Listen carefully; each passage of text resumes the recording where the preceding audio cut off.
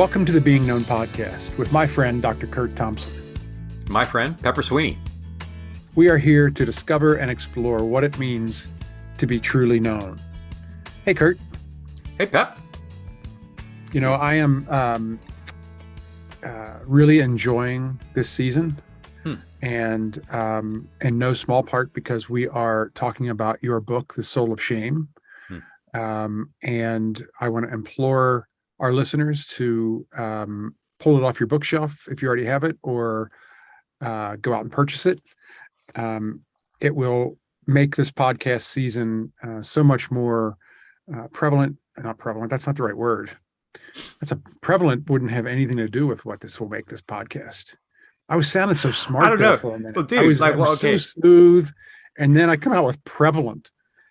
I mean, I didn't know I was saying it until I heard it. It's like it might be okay. Right. It's going to change. It's going to change the course of our podcast branding. It's going to become the Prevalent Podcast. The Prevalent Podcast. It's going to change. It's so prevalent. Yes, it is so prevalent. It's prevalent everywhere. We have billions and billions of downloads. They're everywhere. They're on the moon. They're everywhere. The prevalence is amazing. What I'm trying to say is the podcast and the book make great companions. You'll get a lot more out of it if you're doing both. So I want to just encourage you to do that. And today we are on chapter 5 of The Soul of Shame. And Curt's going to be talking with us about shame and the biblical narrative. Yeah, you know, in the last episode, Pep, we talked about this notion of storytelling. And anytime we think about the Bible, and if you were to poll 100 people, you know, they might, you know, what is the Bible, or what do you think of it? I don't know how many people would say, well, I think it's really, it's a way for humans, for God and humans to tell our story of each other together.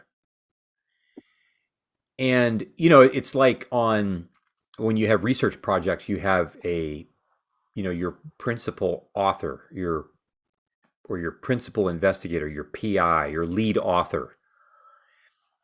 And we might say that, you know, the Bible is it's lots of things, right? It's history, it's poetry, it's instruction, it's, you know, a lot of things, but at its heart, it is a story of God's relationship with us. And God is the primary storyteller. Now, he invites us to be part of it. We respond to God, but God is this primary storyteller. And, you know, all that begins in the beginning. And in some respects, when we read in the first chapter of Genesis that we are made in God's image, we recognize that the very act of God making us like that is that he's making us as storytellers. We've talked on other seasons, in The Soul of Desire, for instance, we talked about this notion that God is an artist, God is a creator, and we are made in his image to create. Likewise, and one of the first ways that we make things is like the things that we literally make up in our head. Like we make up story, we make them up, and these things hopefully are correlating very highly with the experiences that we have in the world. We've talked at the very end of our last show about the entrance of the shame attendant. We've talked about how shame shows up very early in our life, and by the time we have the capacity to start to make meaning out of our lives, evil will want to inject and insert shame to join that conversation. And as we said last time, to get tangled up in a Gordian knot with our own stories in such a way that it's really difficult for me to untangle evil's intentional use of shame in my storytelling from the story that God is trying to tell. And one of the ways that we talked about how we practice telling a story of new creation, we highlighted how in that story that you told about, you know, the play in which you entered onto the stage with the elevator out, and the director says, like, what happened to the elevator? This sense that you had to practice that. You had to go and like you had lots and lots and lots of practice that enabled you to actually embody the story that you were telling, to tell the story in that way. And so today we really want to just take a walk through the story of shame, not as evil wants to tell it. We're going to look at how evil wants to try to tell it, but we want to also begin to see the first hints of how God is telling the story about how evil is trying to tell the story. And, this begins, and we say at the end, we want folks to have this sense that where shame wants to be in charge of us, God wants to tell a very different story. That's really the take-home message. God is in the business of telling a different story than the one evil is trying to tell. And for this, we turn to the second and third, and to some degree the fourth chapters of Genesis. And we see that the setup for this story begins at the end of Genesis chapter 2, where we read that the husband and his wife, the man and his wife, were naked and they were unashamed. They were on the precipice of great generativity, great genesis, great creativity. They were about to be authors of a beautiful, brilliant story, part of which included their shepherding and stewarding the land, including how they shepherded the garden in which they lived, which included the degree to which they were going to manage and take care of the creatures that were in that garden, including ones that didn't belong there, including the serpent. And instead of shepherding the serpent right out of the garden and having nothing to do with him, they had a conversation. The shepherd, the shepherd kind of had a hard time. The shepherds had a hard time doing that, and said, the serpent comes.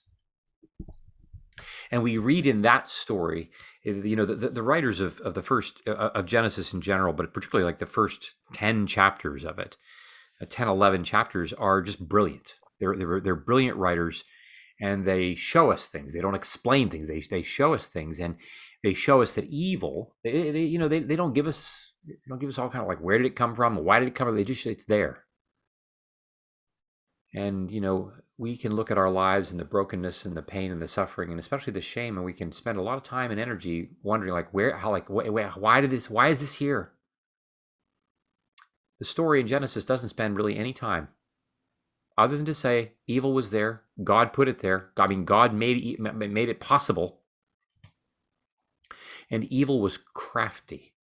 It was the craftiest, the subtlest, which is this combination that the Hebrew, you can translate it either as crafty or as subtle. So both are really crucially important, because the intention is to fool people. The intention is to shame people. The intention is to do it extraordinarily subtly. And one of the first things that we see is that this word for the serpent, and I'm probably butchering the pronunciation, this nakash. It's nakash. It's more in the back of the throat towards the end. Go ahead. I didn't mean to interrupt you. I think you did mean to, and you were waiting for this moment to interrupt me. You knew I was going to butcher it, and I know that you've probably spent hours in your acting sound booth pronouncing this word, imagining being in the garden, what you actors do, and then you're looking for the moment to correct me as I need to be corrected. So anyway, this thing is called what? Nakash. Okay. It's not knockoff. No, you got to get the at the end. I don't even think I have one of those in my neck. You need to work on it. One of those things I need to get in the end. I don't have one of those in the beginning, in the middle, or the end of my story. I'm not going to find that.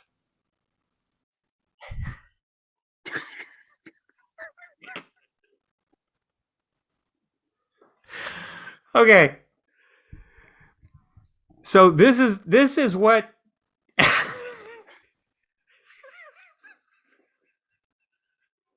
Did you see what I just saw? What is she? AFC is communicating to us. Is she telling us to get on it, get it together? 10 minutes. She's like, we got 10 minutes. She's really like crying wolf. Like next time she says 10 minutes, I'm like, yeah, I got another half hour. I'm not going to listen. So one of the first things we recognize is this word represents some kind of a being that is understood as the bright one or the burning one, that's extraordinarily attractive, extraordinarily beautiful. It is not a being that we would look at like, oh, I don't want to have anything to do with you.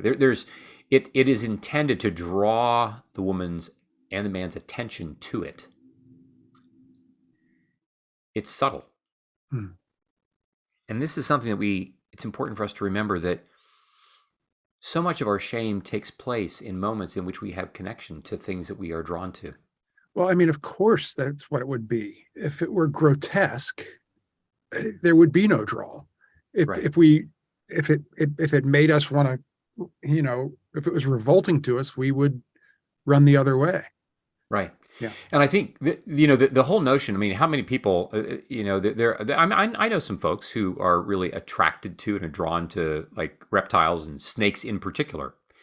But I know a lot of people who like, it's like uh, Indiana Jones, right? Right. Why did it have to be snakes? Right. Right? He could take care of the tarantulas, no problem on his back, but like the snakes, I think it's striking that the writers don't go out of their way to explain things, but they show us that this creature, which many humans would find to be so off-putting, so terrifying, was once this thing of great attraction, this bright one, the burning one. And they don't see, the woman and the man don't see that this burning one, this bright one, is coming to wound them. And we read that the conversation begins, and then evil begins this conversation. Did God really say? And once he used doubt, Michael Polanyi, the famous philosopher of science, used to say that doubt is merely shifting the direction of our faith. In any given moment when I'm doubting one thing, to doubt one thing means I am immediately, even if I'm non-consciously, I'm shifting if I trust this thing, but now I don't trust it, it means I'm trusting something else instead of it. Something else I've elevated in my mind as having more authority than this thing that I now doubt. And this is part of the subtlety of evil. Evil wants to keep the woman's attention on God. Did he really say, oh, you won't die? She says, no, we won't. We shouldn't even eat it. We shouldn't even touch it, which of course is an aberration of the history of what God actually said. And there's this sense in which evil wants to keep the woman's attention on the thing that she's doubting, without acknowledging that she has already shifted her, like, who is now in authority in her life. Who is she now paying attention to? Remember, we've said we like to believe, especially at the end of modernity and postmodernity, we'd like to believe that we are self-identifying, that we are the ones who are masters of our own personal universe. We declare who we are. We decide who we are. When the fact is that the human brain doesn't work this way. We never do this. We are always collaborating in the stories that we tell about ourselves. Yes, we are the primary agents in telling our stories, but we are not the only people in the stories that are doing the telling. It's never the case. And part of that is I'm always giving somebody else authority at any given moment to speak into my life, to tell me, to help me tell the story about what is true about who I am. But we don't do it just willy-nilly. We don't do it by accident. We do it in response to things that are happening emotionally. And at some level, we would say that in this story, again, there's this storytelling. Evil is about to tell a different story. And he says to the woman, God didn't want you to eat the fruit because he knows that in the day that you eat of it, you'll become like him. There's this unintentional, he's going to allow the woman to make some assumptions. Well, what would a God who wouldn't want me to be like him be like, after all? Right? Evil doesn't come out and say, God is actually a tyrant. God is a conniver. God can't be trusted. He's not direct. He's subtle. He's not direct. He allows the woman to start to tell a different story within her own mind. I think I've told this story here before about the patient that I had who, when she was about 19 years old, her father called her and said, I'm leaving your mother. I'm moving to a different family that I already have in Seattle. And she's like, what? like a woman that he had that nobody knew. This is back way, this is years and years ago, before the age of cell phone and the internet and so forth. And nobody would have known anything about his travels to the West Coast. And he had 2 kids already. And he's going to leave. But then he says to her, but it's not your fault. Don't worry. It's not your fault. And like, how could she think otherwise? Like, well, wait a minute. Like, you can choose to go someplace and not, and somehow I don't have anything to do with that. This is, he's even actively saying, it's not your fault, he says to my patient, who at the time we were talking about this was in her 50s. You can, it's not your fault. But in fact, that's the conclusion of the story that she's going to draw. Why? How is it that I'm not enough for you to stay in our family? You're going to leave my mom and leave me. And this is essentially, we might say, is a, again, we don't know the inner workings of Eve's mind, but it's not too much to assume that like what the serpent says starts to tell a different story. And as you've said, she starts to fill in white space. She starts to fill things in. And this becomes a wound for her. The serpent isn't just giving her a new set of facts. Oh, as it turns out, that's actually a strawberry plant, not a raspberry plant. This isn't that. This is about the core of who she is, the relationship, right? And we notice that the story at the end of this, when she's shifted her direction of authority, of her faith, is this sense of like, I'm not enough. God doesn't want me because I'm not enough. It's not just about shifting facts, but it's about disrupting relationships. Evil's moving from information to isolation. He's counted again this subtlety. And one, we've talked we've talked before about in our series on trauma, this notion of vicarious trauma. This notion that I can witness a traumatizing event that happens to somebody else and I'm affected by it. And at some point we get the picture, we get the sense that like, where's Adam in the middle of all this? Something's already happening wherein which the serpent does not intentionally include both parties. He's not talking to them as a couple. Mm-hmm. He's talking to one of them. If I'm Adam, I'm like, wait a minute, why am I? There's something that happens. The serpent doesn't say, hey, I want to have a conversation with you, but we're going to wait a few hours until God comes along. We can get everybody in the room at the same time. Right. The serpent's moving to isolate them. And in this way, the serpent is teaching them to talk about God, not with God.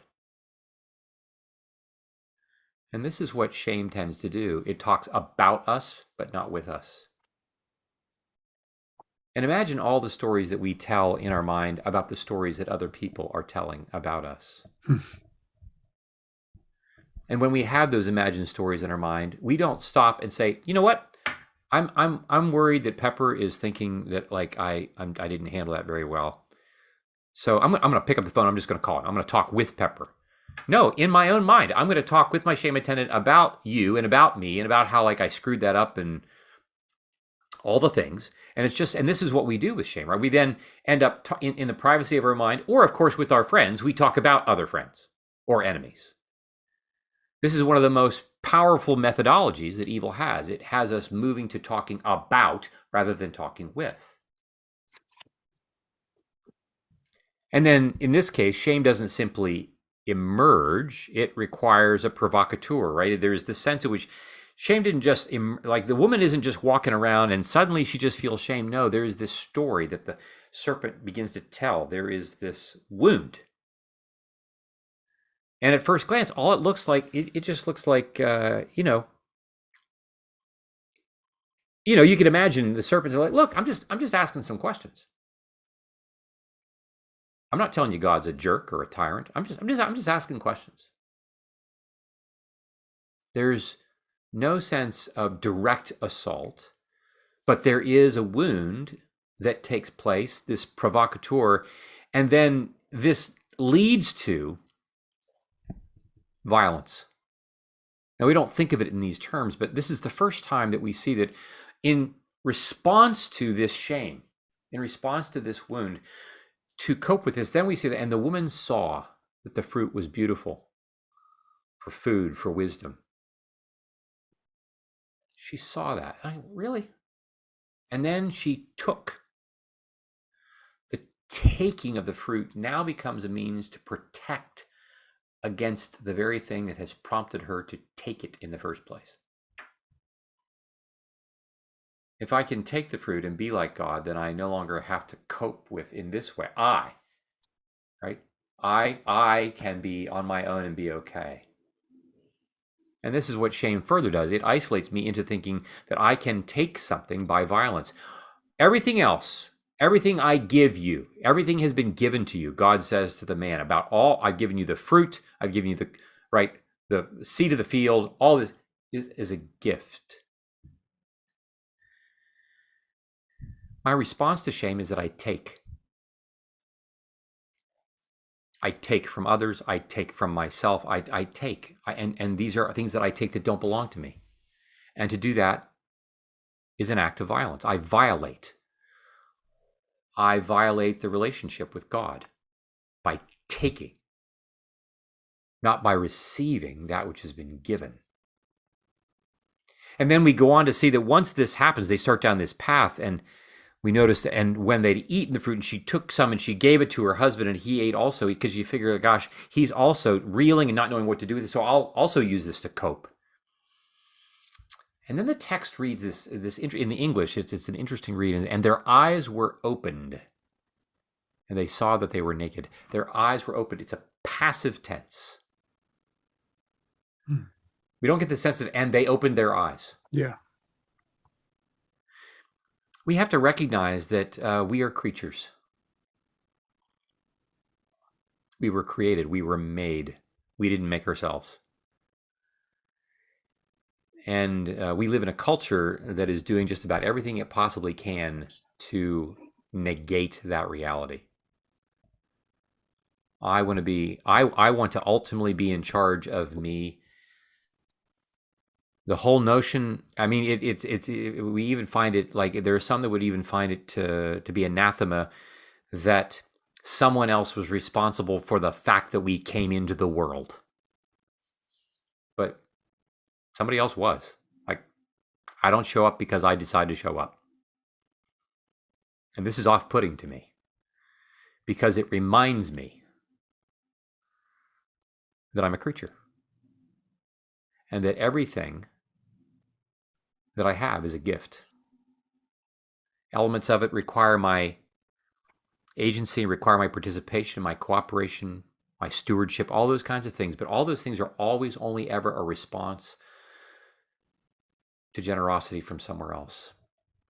But when I have to cope with shame, it moves me toward taking, and then my eyes are opened by something else. So even shame itself, even my awareness happens because something else brings that awareness to me. We don't know what that means. We don't know how it happened. Like, you can imagine, like, them looking at each other and finally, like, seeing things about each other for the first time that they can't stand. Like, gosh, I don't really like your appearance, or I see these features about you. And their eyes are open, and you can imagine, like, Eve opens Adam's eyes to things about himself. He opens her eyes. Her eyes are open, maybe not just magically, but by the forces that are actually in play. And then we do this to each other all the time. I'm going to open your eyes to the things about you that I think are really, really awful. And then we have these shame attendants that we talk about in the last episode that are more than happy to open our eyes to things from the moment that we get up, right? You get up and you're late again. You go to the bathroom. Oh, ooh, that's scary. Just don't look in the mirror. All the things that are banging around in our head. Right. That our shame attendant wants to remind us of. It becomes this self-perpetuating experience that then immediately moves toward the next response, which is one of hiding. So I create violence, I take, and then I open other people's eyes by violence, and then I have to go hide. Because perhaps something even bigger and badder than me is coming to open my eyes and perhaps even kill me, make it worse. We know this. Shame leads toward our hiding as a natural response. First, it begins with fig leaves, and then they go into the woods, and then they use each other, right? Because by the time God comes, they heard the Lord God walking in the cool of the day. They hear him coming. He's the one who said, on the day that you eat thereof, surely you will die. And you figure like, oh, he's coming to kill us. He's coming to kill us. And so God says, where are you? I was like, I hid because I was afraid, because I was naked, right? I hide in response to my being afraid, in response to my vulnerability. Back to Genesis 2:25, they were naked and unashamed. But when shame enters the picture, the nakedness is no longer a source of creativity and comfort and confidence. Now it's a source of fear. And it leads to hiding. And we can think like how many of us have parts of our stories in which our vulnerability has been exploited. And instead of the opportunity for being creative, that creative thing that we offered in the boardroom, or that creative thing that we offered in the bedroom, or that creative thing that we offered in our conversation with our parents or our siblings or our friends, is summarily dismissed. And our vulnerability leads to hiding because we've been wounded, because we're afraid, because of this terror that we are going to be abandoned. This terror that, like death that God talked about, isn't just the death of physical death. It's this death of relationship. It's this sense of you will forever be left with the felt sense that you're being left. Which is like experiential nausea. It's like the existential nausea that never goes away. And truly, God comes with a question and he says, where are you? But then once Adam starts to talk, his next response is not what, it's who. Who told you you were naked? And now I'm going to start to hide behind her. I'm like, first it's fig leaves, then it's the woods. Now I'm going to hide behind my wife. Well, she's the person that you gave me. God's not interested in those facts per se. God's interested in relationship. He's pressing into relationship, not so much facts. He's trying to get to Adam. He's trying to get to Eve while they throw each other under the bus. And this is what's really striking what follows, this sense of, when we read what follows, is that God then starts to declare a series of curses. Anybody who's familiar with this text will be aware that he starts to curse. He begins with the serpent. He then goes to the man and the woman and the ground itself. And it's easy to read this text and assume that what God is doing is offering curses. He's punishing people. This is the punishment that you receive, when in fact that's not what's taking place at all. God is simply telling a story, but he's the only one at the scene who can tell the story the way it really is. He's going to tell it like it is. Nobody else is willing to do it. Adam isn't willing to do it. He's not willing to say, like, look, I was asleep at the wheel. Do with me what you will. This is ultimately my responsibility. I know that she's got stuff. I didn't do what I needed to do. I wasn't caretaking for the creation for my wife. I wasn't watching over things. He didn't tell it the way it really was.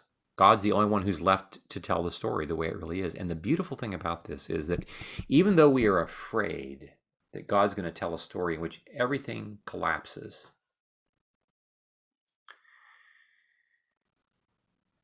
God begins, even in the course of talking about how awful things are, to tell a different story. We were talking at one point about how, my experience of The Empire Strikes Back, you get to the end and I'm like, oh my gosh, it couldn't get any worse. And I can't even imagine how, it was so awful for me. I was so stunned. Like I was left unable to imagine how George Lucas was going to fix this. Now, you can take a breath and leave the movie theater and you start to wonder, well, if that's true, if Darth is really his father, then what else is true? And all the things you start to wonder because you're trying to imagine, like, how can we make this a good outcome? But in the moment, all I hear is curse. That's all I hear. And, if we push a little further, right into Genesis 4, we see, oh, and this is the evidence, because now, we have two brothers, and even when God says to Cain, evil is lurking at your door, and its desire is for you, just like the desire of Eve was for Adam. It's the only two times in the Old Testament this notion of desire is this longing to consume, to devour. But you must master it. There's still hope even in that, and it's tough. He can't do it, and it kills his brother. So violence moves from the taking of fruit to the taking of life. And what are we supposed to do when so much of our lives in our world looks like this? Because I think, Pep, these days we look around and shame appears to have taken the throne culturally. It feels like it has been coronated. And in all kinds of ways, we keep coming into the throne room and just paying it homage. And evil that has no interest in notoriety, its only interest is to devour us, kind of stands off to the side and lets it happen, because it doesn't need to do much work when we're doing so much of it for it. But as we like to say, the best stories always leave us nearly, just like The Empire Strikes Back, nearly, if not completely, in despair. And then I got to thinking about this song from David Wilcox, Show the Way. And if our listeners ever, I don't know if you know David Wilcox, but he's just a really beautiful singer-songwriter, and his song Show the Way, there are some lines I'm going to read from it.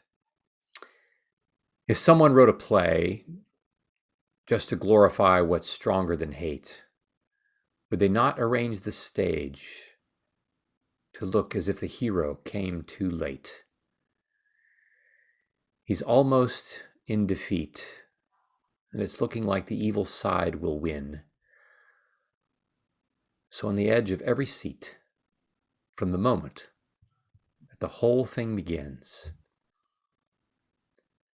it's love who mixed the mortar, and it's love who stacked these stones, and it's love who made the stage here, although it looks like we're alone. In this scene set in shadows, like the night is here to stay, there is evil cast around us, but it's love that wrote the play. For in this darkness, love can show the way. That's beautiful.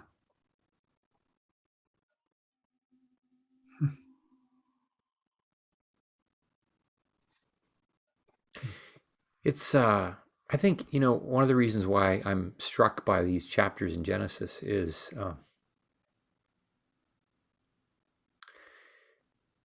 it's not unlike life in that so much of Genesis chapter 3 is just awful. Chapter 4 is awful. Chapter 5, 6, 7, 8, 9, 10, 11, they're largely awful. Throughout the entire course of it, you see shafts of light, moments where God says the serpent will strike at his heel, but he will crush its head. This notion that God is not worried that he's going to run out of time. And as prevalent as evil feels, and as densely has been the real estate that it seems like shame has taken up in our neural networks, God is not leaving himself without a witness. And this is God's way of beginning to retell this story.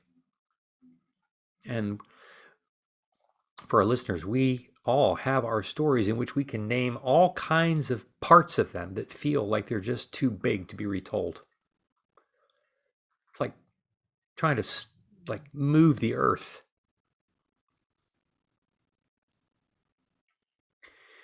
But the good news is that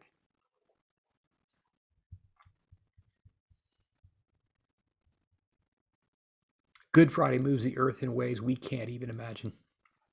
And it can do so because of Easter. And from the standpoint of Easter, we look back through Good Friday right to the first chapters of Genesis.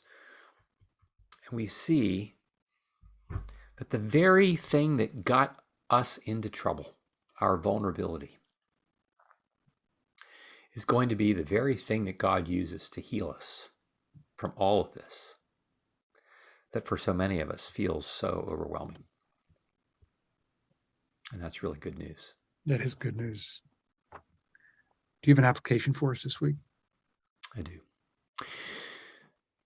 So this week, I just want to invite our listeners to reflect on the story of this Genesis account as you've heard it and as you encounter it in the Soul of Shame. You can go to the book, as Pepper has invited you to do, and to reflect on this Genesis story and how does shame's role feel new or different to you, as you consider the things that we've talked about.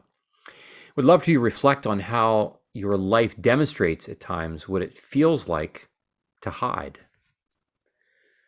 What are the relationships in your life in which you are more quickly tempted to talk about someone rather than with them? And how is shame possibly playing a role in that relationship? And how would you like the relationship to actually be rather than how it is? Because the good news is that as we will see, as we actually turn our attention toward shame, because our impulse is to turn away from it, as we turn our attention toward it in community, we're going to find that as we act on these reflections, we're going to be giving God an opportunity to renew our minds and create new neural networks along the way. Thanks be to God. Thanks be to God. Thank you, Curt. I love the way you told this story today and in a way that I think is new for a lot of people to hear. I appreciate that. And I'm going to look at this application and dig into it a bit this week. So thank you so much. And if you are watching us on YouTube, we have Amy joining us here. So stick around for that. Curt, can't wait to see you next week. Love right you. On, brother. Right on. Love you too.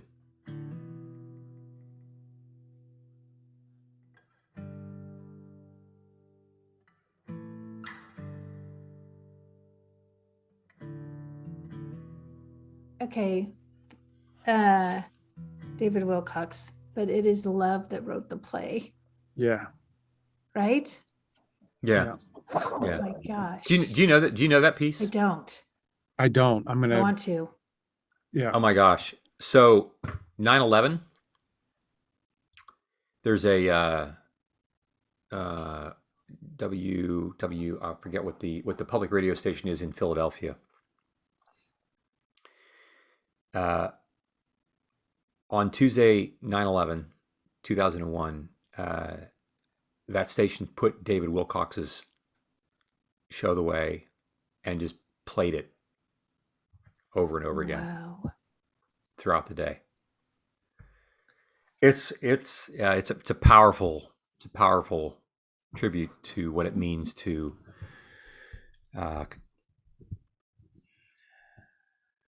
become who we long to become as followers of Jesus in the face of a shaming, violent world. Mm-hmm. There were two things that came up for me. One of them is talking about people rather than with people. And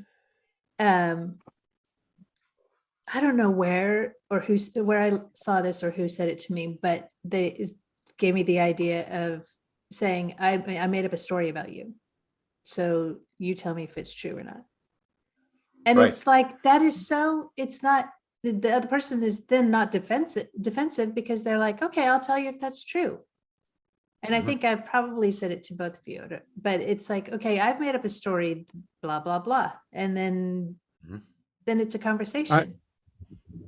And to experience the other end, the other side of that, when Mhm. somebody I was at a party with people that I worked with. This was out in California, and a couple of them were kind of new relationships. And one guy that we obviously we sort of ended up together in this. We were talking in this party, and I was joking with him about some stuff, and I probably went. He didn't. Too We didn't far. know each other at the point, and the next day he called me up, and he said, "Hey, listen, uh, I I got to tell you what I perceived happened last night, Hmm. and I'm telling you this because I kind of I'm fond of you, and I think we could, basically be friends. But I didn't like this, and I don't understand it." And Ugh, it was what a such a gift. healing moment. I mean, it was such a gift, and What I a was gift. able to then, instead of him continuing to tell this story about me and just write, he could have just written me off. Right. The amount of Right. respect that I had for Talked him about for you. calling me, yeah, Mhm. and talked about me. Right. And instead of talking Right. about me, he came and talked with me, Ugh. and I just appreciated it so much. Yeah. That's beautiful. Yeah. Mhm. I remember it'll be 3 years this October that I sold my practice to the person who is now the owner, Courtney Morrison, or my colleague and the clinical director of the practice, who is just a gem. But the whole process of doing that and transferring leadership and so forth, like not long after that happened, I may have told this story before. I entered into a period in which I like the story that I'm telling that she thinks is that I'm really not necessary anymore. And it was so strange. It wasn't long after it happened. It was after a staff meeting and I came back to my office, and Courtney's office was right next to mine. It was open. There were a couple of people that came into her office, and they were chatting. I couldn't understand what they were saying, but our doors were open, and just a lot of energy and laughter. And I sit in my office, and I'm thinking, I don't Matter. matter. Like I'm done here. And this is like less than a month after it's happened. It's a story you made And up, right? For sure. right, of course, Yeah. and of course it didn't it didn't just happen one time. Like our shame attendant continues to revisit us. It's not going to go quietly into the night. Mhm. So Courtney and I have had this. I mean, she's kind of aware that she's like sometimes she's my sister, sometimes she's my mom. In which part of her role is to say, okay, why don't you tell me what you're thinking that I'm thinking? Tell me the story about the story you think I'm telling. Ugh. And I like it. So we've gotten into this rhythm of, and I say to her, like, here's the story that I'm going to tell you the story of the story that I think you're thinking about me. And so to your point, Pepper, like it has now become a routine that prevents shame from throwing sand in the gears. Yeah. But it's funny. It's like, okay, it is a routine now, but it's not like, oh, now it's always now just seamless. It's easy to do, right? No, like there's always just this hint of worry. Will this be the time that the story that I'm telling is actually true? Every time. Yeah. Yeah. Can you hear Lex barking? Yeah, I can. I'm gonna go. That's not a story that I'm making up, is it? That is not a story. I think he heard me. I mean, big. So now he's like, I can hear you. He's awake now. The other thing that hit me, and oh my gosh, okay, so as you'll often ask, Curt, in which story are we living? Mhm. And talking in this chapter about God's intention and evil's intention, to me, it's like, oh my gosh, that's the macro, I think. Is that the macro? Mhm. That Mhm. is, Yeah. and then the application, if that's too much, is that too much? Like, No. it's too much. Oh, No, keep going. the dog. No, we're good. Then a couple of weeks ago, the application was during your day, just stop at random times and spend a little bit of time just like taking inventory. What am I sensing, imaging? What am I feeling? What story am I telling? And so I did that. And oh my gosh, like every time I did that, I had so much anxiety. There was something that I had was anxious about. And like I was planning a fishing trip with my cousin. Should not be anxiety provoking. But I'm like, oh my gosh, but that's going to affect this. And they're going to, I'm like, plan the fishing trip. But what hit me was that, okay, I am experiencing more anxiety than I realized. Mm-hmm. Like things get worse before they get better. But that is the hard work, right? Mm-hmm. And it's like, then it's easy to tell, am I living like evil's intention? My response to that is usually no to a big life and no to a fun life. Mm-hmm. And God's intention is a very big life. And so it's like, I can feel those things. And it's easier. My daily stories reflect which story I'm really living in. Right. Does that make sense? Yeah. Well, it's kind of like the simple thing of like when I'm uncomfortable, if I just cross my arms, I just hold it like this, and like the short term effect is that I feel more comfortable. The challenge is that if I hold this posture for a long enough period of time, like it becomes really, really uncomfortable. Mm-hmm. It's hard. It's actually hard on the body. Mm-hmm. If I open my arms, the short term effect is that Yeah. But if I'm willing to name that and pay attention to it and breathe into it, not only am I able to move through that, but you then set the stage for much greater mobility and freedom and much more comfort over time. I mean, it's not unlike, I mean, these would be versions of what we would say, this is what it's like for us to withdraw from our addictions. Mm-hmm. That, it is said that, once you smoke more than about 3 or 4 cigarettes a day, you're no longer smoking because you want to smoke. You're mostly smoking to prevent withdrawal. Nicotine's that has that kind of impact. You're mostly smoking I've to talked prevent. to heroin addicts, opioid addicts, who have said that they're more afraid, like one of the things that keeps them doing it is they're just so terrified of having to go through what they know they have to go through in order to not do it. Right. Yeah. And I think it's fair to say that that's exactly what evil intends for us to be afraid of when it comes to retelling our stories. Wait, say that again. This is what? I'm afraid. Evil intends for me to be afraid of the withdrawal effect of beginning to tell my story differently, because there is going to be a period of withdrawal. There's no Is going to be avoiding that period. No, so like when we do this shame inventory that we'll talk about a little later, but we've already really basically been starting to do this. When you pause, Amy, as you were saying, and you start to think, like, oh, I'm going to consider, what am I sensing? And then you now I'm aware.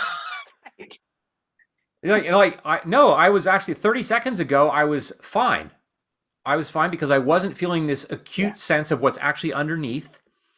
No, because I've done my work to create I have my, whatever my behavioral drug of choice is, my cognitive state, whatever it is I do to prevent myself from feeling that distress. Because I think that once I encounter the distress, it's going to be too overwhelming. I am not okay. But that is the distress that I am walking around with all the time, all day, every day. Anyway, I've just found a way to contain it. That's a ton of energy that I have to burn. that is not available for me to create beauty and goodness in the world. Yeah. I'm too busy talking or being about something rather than with. I don't want to be with my anxiety. Yeah. Oh my gosh. Being 'Cause with rather than about. it's like being with my body if I'm going to give up my heroin. Ugh. And as we'll see, in order for that to happen effectively, it requires the presence of other people, which is, part of our challenge is that shame has worked so well to keep me disconnected from others. Isolated, and Mhm. then the fear of the vulnerability, Right. which is Right. yeah. Right. Yeah. Yeah. That fear of that sense that I anticipate that, like, all the things that show up in that picture of, all those movements of Eve and Adam to move further and further and further away from each other, from God and from the world, and so, like, just deeper into the forest. It's because I don't want to have to. I don't have to face the fear that he's coming to kill me. Right. Whatever the it and the he is. Yeah. Yeah. Did you have something else, Aim? Well, no, I said the two, talking about rather than with, and the macro and micro. But I have to tell you this because it happened in this moment. So talk about somebody coming to find you. So Lex was barking, right? So I have my apartment next to me is where Lex lives. Their family is out of town. My other neighbor is watching Lex. Lex was in his apartment hanging out. She knows I'm recording. That neighbor knows I'm recording. She heard Lex barking. I see her come out of her apartment, walk down the hallway, get Lex out of his apartment, take him home.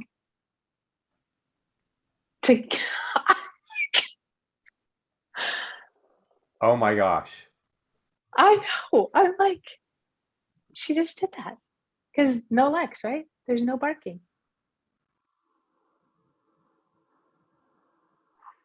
So, I mean, again, this is one of those, like, the isolation thing, right? We're having the conversation, the dog is barking, and I'd be, I mean, not to put you on the spot, but Yeah. I'm wondering, like, okay, what's it like for you to be you while you're aware that the dog Yeah. is now barking? Because I've tried to avoid it. I knew the situation. I knew how it might go, but I can't fully, Yeah. Yeah. Yeah. Yeah. So you're aware of it. And then Amul goes and gets him. And yeah. Yeah. I mean, it's, and so this notion that, I'm it goes and gets him, and I'm not going to be alone. I'm not going to be alone in this. I'm not, like, Yeah. we're not, no, we're fine. We're good. Yeah. Good. Could you please just make sure it doesn't happen anymore? No, I don't want to do that again. But I'm not going to. Yeah. Like, it's okay, but, like, I am kind of sick of it. Yeah. Both could be true, right? Yeah. But you're saying for you. Are you speaking for me or for you? I think he's speaking for himself. him. Yeah.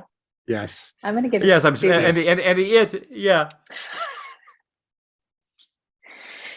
Ooh, it's good. This is so good. All right. All right, guys. So see you next week. Oh no. Yeah. What were we gonna say? No, see you next week. All right. I had something really profound to say. It's gonna be prevalent. Pick it up later. Look, wait. Wait. No. Prevalence of my profound. I want you to prevail upon us.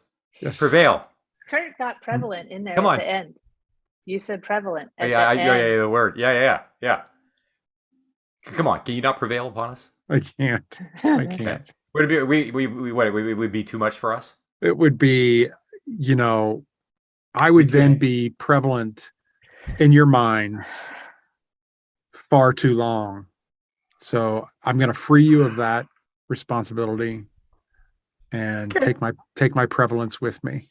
Okay, one last story, real quick. I have this part of me that feels, the times it feels unwantable, and I've said before, right? I'm worried that, if we stop talking, like, I'm just going to go away, I'm going to disappear from your mind. And I have one really good friend, and she says, like, Curt, like, you need to know, like, that's not the problem. I can't tell you how hard I work to keep you from being in my mind. Like, is that a good thing? Take everything as a compliment. Yeah. It makes life a lot better. Ah, Yeah. all right, guys. All right. Have a Until great next time. weekend. We'll see you All right. next week. We'll see you. Bye. This podcast is produced by Curt Thompson, Pepper Sweeney, and myself, Amy Chella.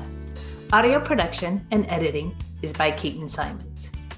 Video production and editing is done by Mark Gould. If you'd like to connect with us, you can find us on social media at Being Known Pod. If you like this podcast, tell a friend. If you love this podcast, tell everyone you know. And please like, rate, and review wherever you listen.